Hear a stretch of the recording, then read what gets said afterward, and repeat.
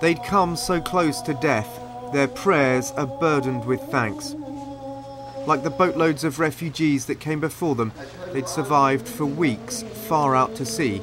By chance, they were rescued. But these emaciated boat people aren't Vietnamese. This isn't footage from the 1970s.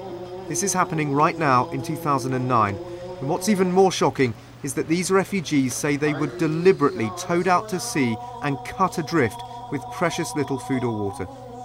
This is the story of the Rohingya, a forgotten people. I'm Dan Rivers and I've been investigating what happened to hundreds of Rohingya refugees after they escaped persecution in Myanmar and made it to Thailand. Their treatment at the hands of the Thai military is now under close scrutiny. This forgotten people are suddenly at the centre of an international scandal. The Rohingya are a persecuted Muslim minority who come from Arakan State in the far west of Myanmar, formerly Burma. Thousands have crossed the border into neighbouring Bangladesh, where they live in huge camps. But in recent years, boatloads of Rohingya have also been trying to escape to Thailand, Malaysia and Indonesia in search of a better life.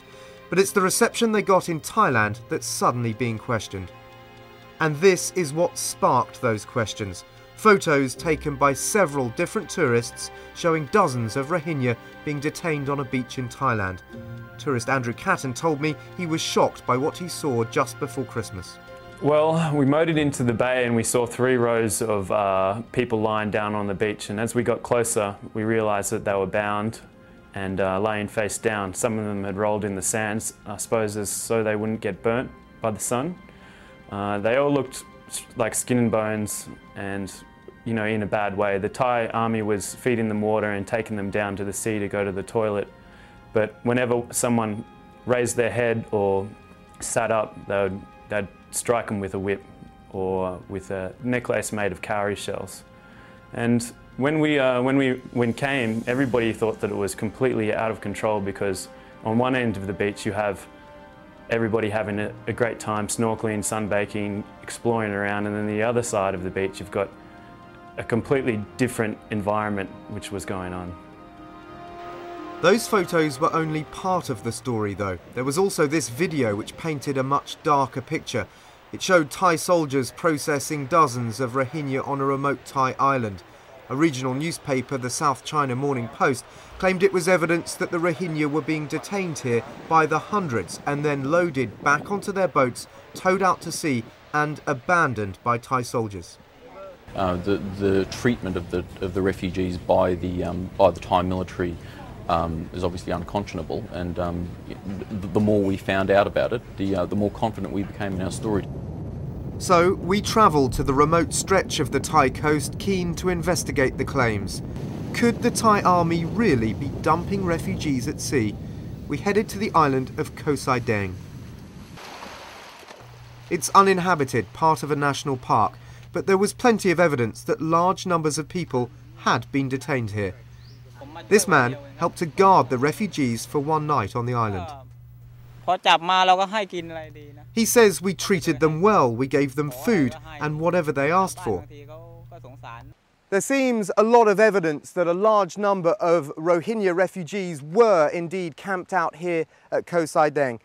All around there are discarded shoes and clothes. There's several campfires that look fairly fresh here, as well as food wrapping as well. But the big question is, how did the Rohingya leave? Did they leave voluntarily, or were they towed out to sea by the military? On a nearby island, we found one of the distinctive Rohingya boats abandoned on the foreshore. The Muslim Rohingya have been fleeing Myanmar in rickety boats like this for years, looking for a better life. The boat doesn't prove anything, but it adds to this weight of evidence that we're slowly building up that the Rohingya were definitely here. It looks like that's their boat. We've got locals saying they were kept on the island over there and that the military there, but we still haven't really been able to pin down the key thing in all this, which is whether the military forced them to leave, towed them out to sea and left them to die. That's the one thing that's proving very difficult to nail down. But as we continued to investigate, we got a breakthrough from a source who'd been involved with the army operation to tow Rohingya refugees out to open ocean. We were given this series of compelling photos taken by someone who said he'd been involved with dumping refugees at sea. They appear to show a boatload of Rohingya arriving on a beach and being processed. Some of the refugees look very young. Two military sources we spoke to on Background confirmed this camp was run by Thailand's Cold War-era Internal Security Operations Command, or ISOC, which the government acknowledges was in charge of handling the Rohingya. Incredibly, the photos even showed what appeared to be a boatload of refugees being towed out into the open ocean. It was evidence that the stories of the Rohingya being abandoned on the high seas were true, although the source who gave us the photos insisted the military gave the refugees food and water. This was the last shot of the boat disappearing over the horizon. But I was keen to try and talk to some of the refugees firsthand. So we travelled to another island where villagers told us some Rohingya refugees had escaped and were living rough in the jungle. That night, a local army-trained village defence force took us on patrol. We hurried to a hamlet after reports they'd caught a refugee. At least one Rohingya has been caught somewhere else on the island and he's been surrounded by the villagers, so we're very anxious to get there and find out what's going on. Please, brother. And this is what we found.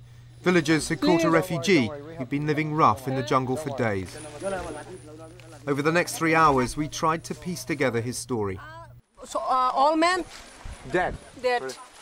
He's obviously very distressed, and from what the locals say, has been living in the jungle. They've finally just caught him here. As you can see, he's got handcuffs on now, and now he's going to be taken to the Thai immigration authorities. Thailand. But while waiting, he continued to try and communicate with us. Who? Through a combination of broken English, sign language and drawings, he told us his name was Iqbal Hussain and he claimed he was from Bangladesh. He says he arrived on one of 6 refugee boats in December.